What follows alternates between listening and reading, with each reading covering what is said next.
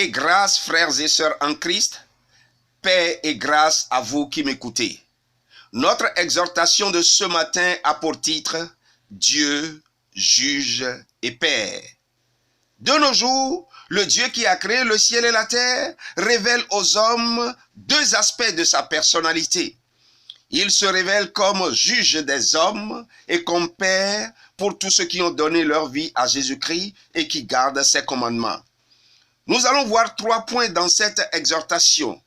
Le premier point, Dieu en tant que juge. Le deuxième point, Dieu en tant que père. Et le troisième point, comment avoir Dieu pour père. Nous commençons avec le premier point, Dieu en tant que juge.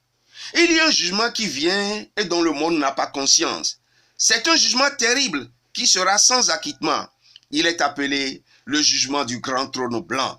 Pour cela, nous lisons dans Apocalypse 20, du verset 11 au verset 15. Il est écrit: « Puis je vis un grand trône blanc et celui qui était assis dessus. La terre et le ciel s'enfuirent devant sa face, et il ne fut plus trouvé de place pour eux. Et je vis les morts, les grands et les petits, qui se tenaient devant le trône. Des livres furent ouverts, et un autre livre fut ouvert, celui qui est le livre de vie. Et les morts furent jugés selon leurs œuvres, d'après ce qui était écrit dans ces livres. La mer rendit les morts qui étaient en elle. La mort et le séjour des morts rendirent les morts qui étaient en eux. Et chacun fut jugé selon ses œuvres. Et la mort et le séjour des morts furent jetés dans les temps de feu. C'est la seconde mort, les temps de feu. Quiconque ne fut pas trouvé écrit dans le livre de vie fut jeté dans les temps de feu. Amen. Comme nous venons de le lire, ce jugement sera sans acquittement à cause de 2 types de livres.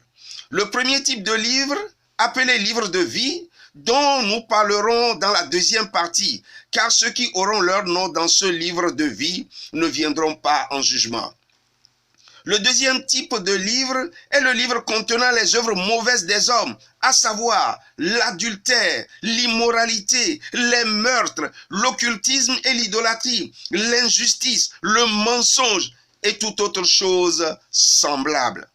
Dieu est juste. Il faut que le péché de chacun soit jugé.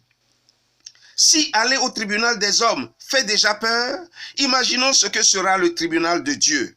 Le verset 13 nous dit: la mer rendit les morts qui étaient en elle. La mort et le séjour des morts rendirent les morts qui étaient en eux. Et chacun fut jugé selon ses œuvres. Amen. Dieu connaît jusque dans les moindres détails ce que chacun de nous fait, puisque tout est noté dans des livres au ciel. Ce sera un juste jugement, sans avocat et sans appel. Un jugement terrible qui attend les hommes. Le saviez-vous? Nous passons à la deuxième partie, Dieu en tant que Père. Pour cela, nous lisons dans 1 Jean, chapitre 3, du verset 1er au verset 3. Il est écrit: « Voyez quel amour le Père nous a témoigné pour que nous soyons appelés enfants de Dieu. Et nous le sommes. Si le monde ne nous connaît pas, c'est qu'il ne l'a pas connu. Bien-aimés, nous sommes maintenant enfants de Dieu, et ce que nous serons n'a pas encore été manifesté. Mais nous savons que lorsque cela sera manifesté, nous serons semblables à lui, parce que nous le verrons tel qu'il est. Quiconque a cette espérance en lui se purifie comme lui-même est pur. » Amen. Nous avons vu dans la première partie que Dieu est juste et il faut que le péché de chacun soit jugé. Pour nous qui avons donné notre vie à Jésus-Christ, nos péchés ont été déjà jugés à la croix et nous avons obtenu le pardon de Dieu. Il n'y a maintenant plus de condamnation pour nous qui sommes en Jésus-Christ. Nos noms sont écrits dans le livre de vie. Nous sommes les rachetés de Jésus-Christ. C'est en fils et en fille que Dieu nous traite.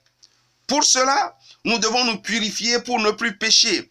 Mais s'il nous arrive de pécher, humilions-nous et repentons-nous, car nous avons auprès de notre Père un avocat qui plaide notre cause selon ce qui est écrit dans 1 Jean chapitre 2, les versets 1 et 2. Il est écrit: Mes petits enfants, je vous ai écrit ces choses afin que vous ne péchiez point. Et si quelqu'un a péché, nous avons un avocat auprès du Père, Jésus-Christ le juste. Il est lui-même une victime expiatoire pour nos péchés, non seulement pour les nôtres, mais aussi pour ceux du monde entier. Amen. Alors, demeurons dans la sanctification, attachés à notre Dieu et Père en Jésus-Christ. Nous passons à la troisième partie. Comment avoir Dieu pour Père? Vous devez pour cela reconnaître que vous êtes pécheur et demander pardon pour votre vie loin de Dieu. Reconnaître et accepter Jésus-Christ comme Seigneur et Sauveur personnel et lui donner votre vie. À partir de ce moment, vous devez vous détourner du mal et obéir à la parole de Dieu. Ainsi, votre nom sera écrit dans le livre de vie et Dieu sera votre Père. Merci de faire le bon choix.